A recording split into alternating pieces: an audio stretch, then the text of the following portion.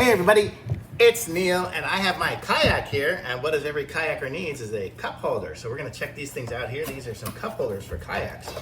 So look at this. So this is it here. It looks like it's made out of a molded plastic, kind of solid component here.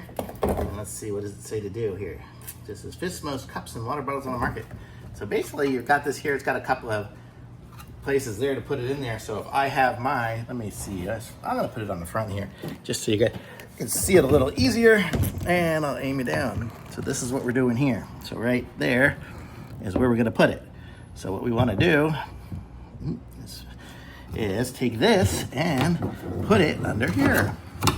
And look at that, now we have a cup holder, and we can do lots of different things. When you have these bungees, you can just wrap them up however you want. If I wanna, I don't even know if I'm gonna get enough out of it. Might get enough to do another one, but no, maybe not. So, but you get the idea. It straps on, and then you have cup holders that don't go anywhere, so you can hold your drinks and whatnot, and they don't really tip or anything. So it's a really great little device to have, and then it's just easy when you want to take them off and go. So, and I have straps here on the front, these bungees here.